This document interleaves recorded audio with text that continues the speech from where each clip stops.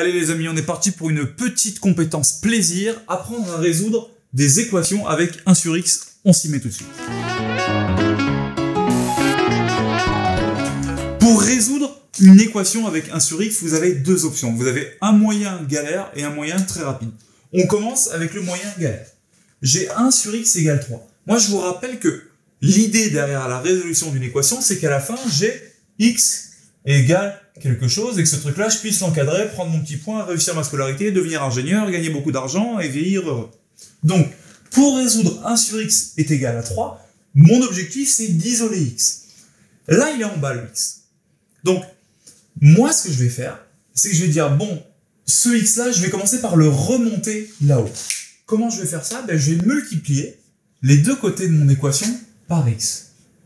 Pourquoi est-ce que je fais ça? Parce qu'en faisant ça, je peux barrer les x ici, et je me retrouve avec une équation qui est exactement la même, donc je peux mettre le signe équivalent, qui dit que 1 est égal à 3x. Et maintenant que j'ai ça, maintenant que j'ai mon x qui est en haut et que je me suis débarrassé de la fraction, je vais diviser les deux côtés par 3. Pourquoi est-ce que je divise les deux côtés par 3? Parce qu'en divisant les deux côtés par 3, je peux virer le 3 ici.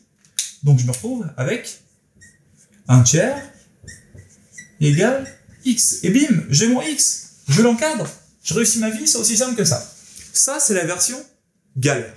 Maintenant, je vous présente une version plus simple. Donc vous voyez que là, on a mis, au lieu d'avoir un 3, on a un 5 septième. Donc il faudrait remonter le x, remonter le 7 et descendre le 5, un enfer.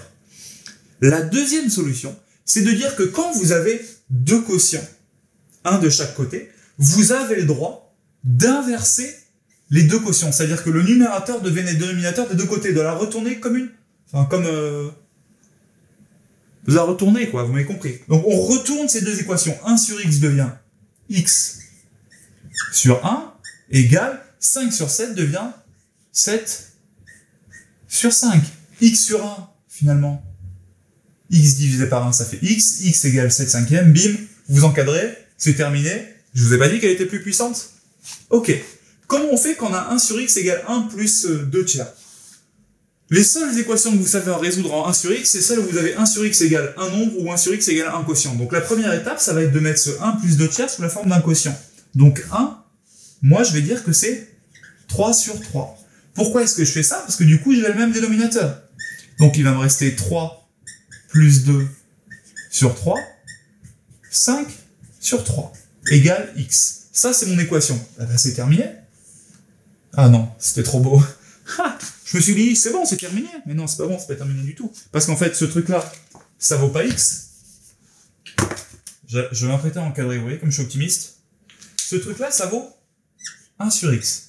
Du coup, notre équation, c'est celle-là. Elle vous rappelle rien? Ben, c'est quasiment la même que celle-là. On avait 1 sur x égale 7 cinquièmes, et là, on a 1 sur x égale 5 sur 3. Donc, je vais de nouveau la retourner comme je sais toujours pas quoi. Une crêpe. X sur 1 est égal à 3 sur 5, x sur 1, x divisé par 1, ça fait comme 3 divisé par 1, ça fait comme n'importe quoi divisé par 1, ça fait juste x. J'encadre et je prends mon petit point. On vous a mis des exercices en dessous, on commence très simple, vous pouvez les faire dans le bus, vous pouvez le faire en chaussettes, vous pouvez le faire d'où vous voulez, c'est ultra simple, et on complique jusqu'à faire des trucs de champion. Ce que vous êtes, à vous de jouer. Now go!